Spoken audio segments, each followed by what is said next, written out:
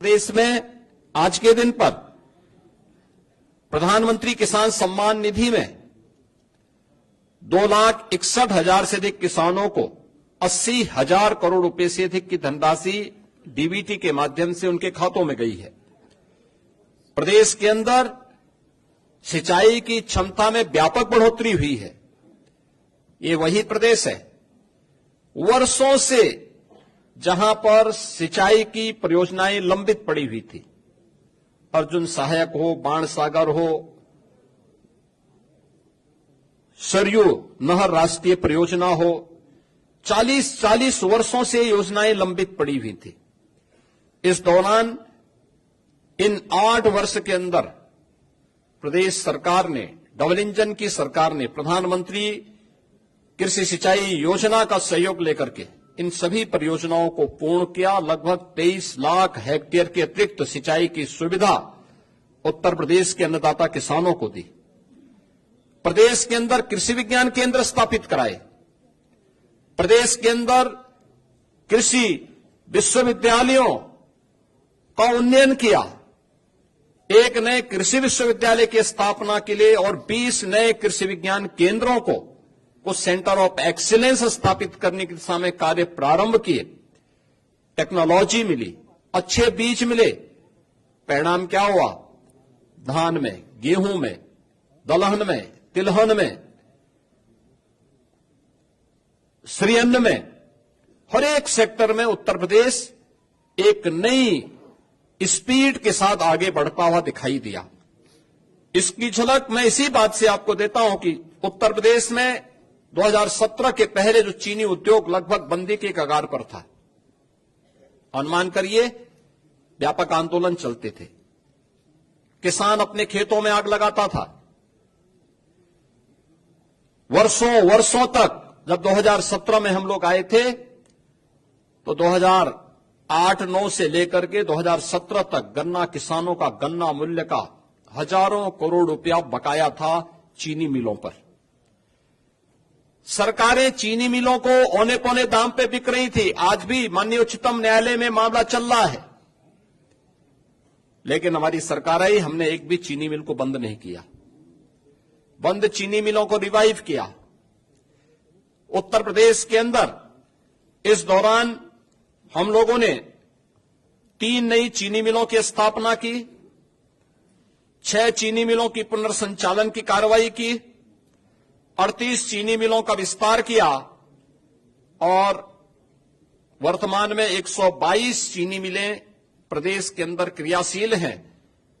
2017 से अब तक गन्ना किसानों को 2,80,000 करोड़ रुपए से अधिक का गन्ना मूल्य का भुगतान हुआ और यह पिछली सरकारों के 22 वर्ष के कार्यकाल की तुलना अगर इसे किया जाए, उन्होंने 22 वर्ष में जितना किया उतना हमारी डबल इंजन की सरकार ने मात्र 8 वर्ष में किया। उससे भी 60,000 करोड़ रुपए से अधिक की धनराशि गन्ना किसानों के खाते में उपलब्ध करवाने का काम किया। इथेनॉल के नए प्लांट लगाए। 2017 तक केवल 42 करोड़ लीटर इथेनॉल का उत्पादन उत्तर प्रदेश में होता था। आज के दिन पर यह 177 करोड़ लीटर इथेनॉल का उत्पादन उत्तर प्रदेश के अंदर हो रहा है, जिससे अन्नदाता किसानों को सर्वाधिक लाभ हो रहा है। इसी प्रकार से चाहे गन्ना उत्पादन में, चाहे वह खाद्यान्न उत्पादन में हो या फिर फल एवं सब्जी के उत्पादन में भी आज उत्तर प्रदेश नंबर 1 पर फिर से आया है और उत्तर प्रदेश के अन्नदाता किसानों के जीवन में व्यापक परिवर्तन देखने को मिला है। पीएम कुसुम योजना के अंतर्गत सोलर पैनल लगा करके प्रदेश के अंदर लगभग 86,000 अन्नदाता किसानों के जीवन में व्यापक परिवर्तन का काम किया गया।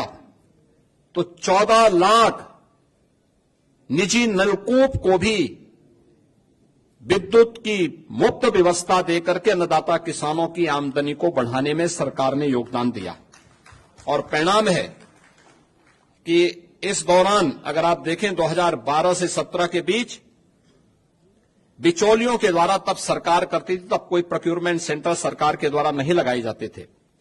तब सरकार ने गेहूं का क्रय पे कुल पैसा खर्च किया था 12,808 करोड़। ये पैसा अन्नदाता किसान के पास नहीं, बिचौलियों के पास गया था। और 17 से लेकर के 23-24 के बीच में सरकार ने जो गेहूं क्रय पर धनराशि खर्च की है, इसमें 2.5 यानी इससे लगभग 2.5 गुना अधिक हम लोगों ने इसके लिए धनराशि खर्च की है, लोगों को उपलब्ध करवाया है। और इसमें 200 यानी 94, इसमें कुल धनराशि 12,808 करोड़ की तुलना में 43,424 करोड़ रुपए यानी 3.5 गुना अधिक भुगतान अन्नदाता किसानों को सीधे प्रोक्यूरमेंट के केंद्र के माध्यम से हम लोगों ने अन्नदाता किसानों के लिए किया है। ऐसे धान के क्रय में भी 12 से 17 के बीच 17,190 करोड़ रुपए का कुल भुगतान बिचौलियों को हो पाया था, क्योंकि किसान सरकार की तत्कालीन सरकार के एजेंडे में कहीं नहीं था। इस दौरान 2017 से लेकर 2024 के बीच सरकार ने 5 गुना अधिक यानी 88,746 करोड़ रुपए का धान का मूल्य डीबीटी के माध्यम से अन्नदाता किसानों के खाते में करने का काम किया। प्रदेश के अंदर 32 लाख हेक्टेयर से अधिक भूमि को बाढ़ से बचाव करने में सरकार ने सफलता प्राप्त की है। और मुख्यमंत्री कृषक दुर्घटना बीमा के अंतर्गत हर अन्नदाता किसान को, उनके परिवार के सदस्यों को, बटाईदार को भी हम लोगों ने 5 लाख रुपए की सुरक्षा बीमा का कवर किया कि अगर कभी बाढ़ से, आकाशीय बिजली से या किसी अन्य दुर्घटना से, एक्सीडेंट से या वन्य जीव संघर्ष में उनकी दुखद मौत होती है तो सरकार इसके लिए उन्हें 5 लाख रुपए की एक सुरक्षा बीमा का कवर भी देगी। और आज हम लोग लगातार इस योजना के माध्यम से प्रदेश के सभी किसानों को आच्छादित किए हुए हैं। तो इस दौरान प्रदेश के अंदर निराश्रित गोवंश की समस्या का समाधान करने में भी ये डबल इंजन की सरकार को सफलता प्राप्त हुई, जिसमें 7,700 से अधिक गोआश्रय स्थल के माध्यम से 12,50,000 से अधिक गोवंश का संरक्षण सरकार अपने स्तर पर कर रही है। और सहभागिता योजना के माध्यम से 1,05,000 पशुपालकों को 1,63,000 से अधिक गोवंश उनकी सुपुर्दगी में दिया गया है, जिसमें प्रति गोवंश प्रति माह अन्नदाता किसान को सरकार 1,500 रुपए का भुगतान करती है एक गोवंश के लिए।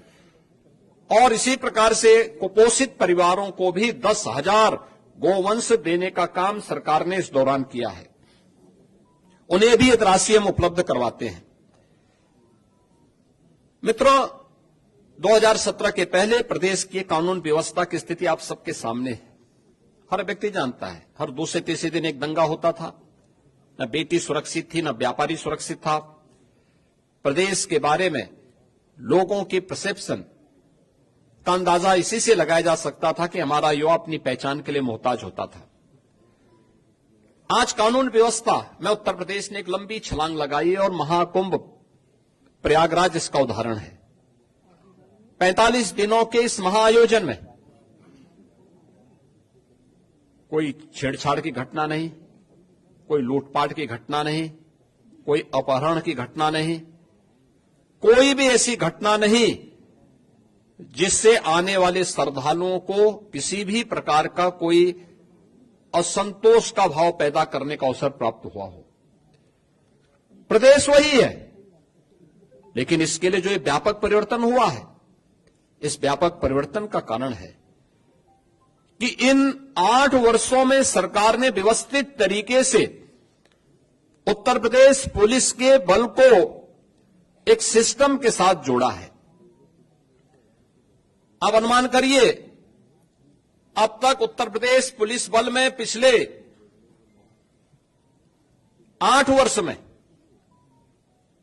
जब 2017 में हम लोग आए थे, 1.5 लाख पुलिस कार्मिकों के पद खाली थे। सरकार की नीयत पर जनता जनार्दन को भी और माननीय न्यायालय को भी संदेह था, क्योंकि भर्ती की प्रक्रिया पारदर्शी नहीं हो सकती थी, नहीं करते थे। लेकिन पहली बार हुआ जब पारदर्शी भर्ती की प्रक्रिया के माध्यम से सरकार ने 1,56,000 से अधिक पुलिस कार्मिकों की भर्ती, जो आज सेवा दे रहे हैं, उन्हें उत्तर प्रदेश पुलिस बल का हिस्सा बनाया है। और अभी हाल ही में 60,200 से अधिक पुलिस कार्मिकों की नई भर्ती भी संपन्न की है, जिन्हें कुछ ही दिनों के अंदर ट्रेनिंग की प्रक्रिया के साथ जुड़ने का अवसर प्राप्त होगा। यानी आप अनुमान कर सकते हैं कि 2,16,000 से अधिक केवल पुलिस कार्मिक अकेले उत्तर प्रदेश पुलिस बल में भर्ती हुए हैं। और ये भर्ती की प्रक्रिया के साथ साथ उत्तर प्रदेश में जब 17 में हम लोग आए थे, 10 जनपद ऐसे थे जहां कोई पुलिस लाइन नहीं थी। पुलिस के बैरक की स्थिति आप देख सकते थे, सब टूटे फूटे थे, कोई व्यवस्था उनके लिए नहीं थी। ट्रेनिंग मात्र 6,000 पुलिस कार्मिकों की ट्रेनिंग की क्षमता थी।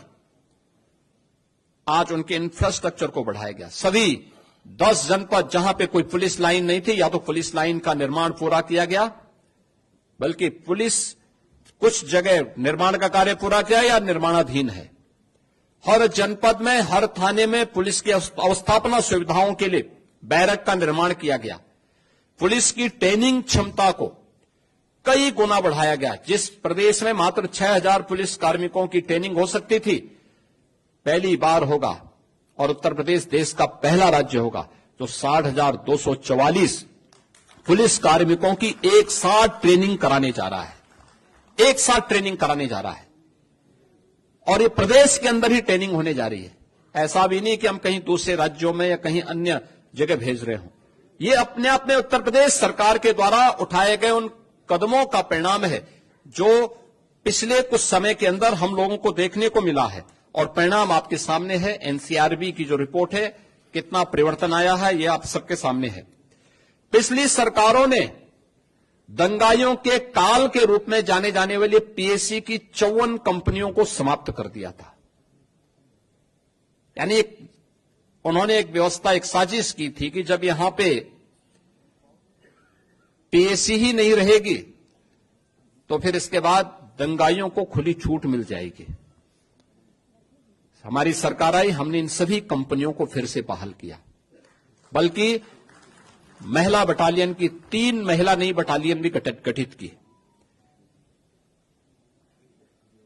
प्रदेश के अंदर अन्य महत्वपूर्ण स्थलों पर भी 5 नई पीएसी की बटालियन के गठन की प्रक्रिया को आगे बढ़ाया।